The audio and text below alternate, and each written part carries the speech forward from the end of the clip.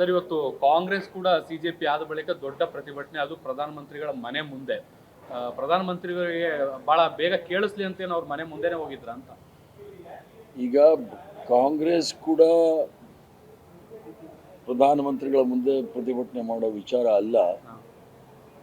ಏನು ನಿನ್ನೆ ಜಂತರ್ ಮಂತರಲ್ಲಿ ನಡೆದಿರ್ತಕ್ಕಂಥ ಘಟನೆ, ಶಾಂತಿಯುತವಾಗಿ ಪ್ರತಿಭಟನೆ ಮಾಡ್ತಕ್ಕಂಥ ವಿದ್ಯಾರ್ಥಿಗಳ ಮೇಲೆ ಪೊಲೀಸರ ಲಾಠಿ ಚಾರ್ಜು ಮತ್ತು ಅಶ್ರುವಾಯು ಪ್ರಯೋಗ ಮಾಡಿರ್ತಕ್ಕಂಥದ್ದು ನೋಡಿದಾಗ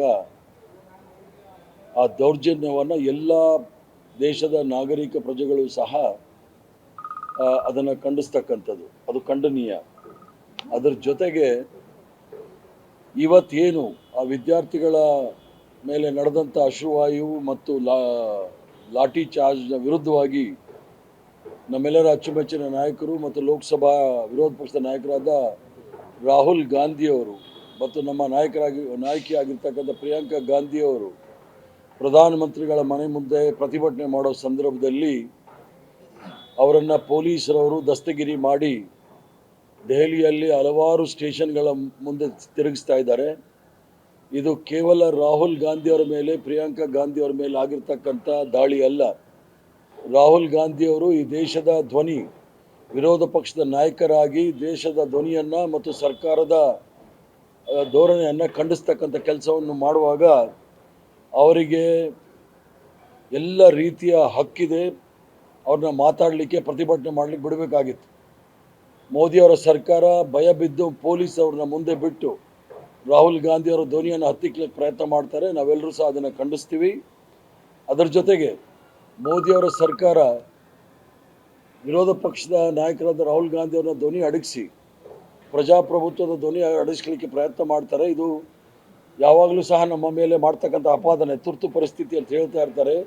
ಇದು ತುರ್ತು ಪರಿಸ್ಥಿತಿಯಿಂದ ಭಾಳ ಹೇಯವಾದ ಕೃತ್ಯ. ಗಾಯಗೊಂಡ ವಿದ್ಯಾರ್ಥಿಗಳ ಆರೋಗ್ಯವನ್ನು ವಿಚಾರಣೆ ಮಾಡಲು ಹೋದಾಗಲೂ ರಾಹುಲ್ ಗಾಂಧಿಯವರ ಅಡಚಣೆ ಆಯಿತು. ಆದ್ದರಿಂದ ಇದು ನಾವೆಲ್ಲರೂ ಸಹ ಖಂಡನೀಯ. ಮತ್ತು ನಮ್ಮ ಕಾಂಗ್ರೆಸ್ ಪಕ್ಷದ ಎಲ್ಲ ನಾಯಕರು ಇವತ್ತು ರಾತ್ರಿ ರಾಜಭವನದ ಮುಂದೆ, ರಾಜ್ಯಪಾಲರ ಭವನ, ಲೋಕಭವನ ಏನಿದೆ ಅಲ್ಲಿ ಪ್ರತಿಭಟನೆಯನ್ನು ಹಮ್ಮಿಕೊಂಡಿದ್ದೀವಿ. ನಮ್ಮೆಲ್ಲ ಕಾರ್ಯಕರ್ತರು ಸಹ ರಾಜಭವನದ ಮುಂದೆ ಹೋಗಿ ಪ್ರತಿಭಟನೆ ಮಾಡಬೇಕೆಂದು ಸಹ ನಾವು ಈಗಾಗಲೇ ಹೇಳಿಕೆಯನ್ನು ಕೊಟ್ಟಿದ್ದೇವೆ. ಬೆಂಗಳೂರಲ್ಲಿ ಎಷ್ಟು ಗಂಟೆಗೆ ಸರ್ ಪ್ರೊಟೆಸ್ಟ್ ಅಲ್ಲಿ? ಈಗಾಗಲೇ ಪ್ರಾರಂಭ ಮಾಡಕ್ಕೆ ಹೇಳಿದ್ದೀವಿ. ಈಗಾಗಲೇ ಪ್ರಾರಂಭ ಆಗಿರುತ್ತೆ. ನಮ್ಮೆಲ್ಲ ಕಾರ್ಯಕರ್ತರು ಸಹ ರಾಜಭವನ ಮುಂದೆ ಹೋಗಿ ಪ್ರತಿಭಟನೆ ಮಾಡ್ತಾರೆ. ರಾಹುಲ್ ಗಾಂಧಿಯವರ ಮೇಲೆ ಆಗಿರ್ತಕ್ಕಂಥ ಹಲ್ಲೆ ಮತ್ತು ಅವರ ದಸ್ತಗಿರಿ ಇದನ್ನು ಖಂಡಿಸಿ ನಾವೆಲ್ಲರೂ ಸಹ ಅಲ್ಲಿ ಇದನ್ನ ಮಾಡ್ತಾ ಇದ್ದೀವಿ, ಪ್ರತಿಭಟನೆ.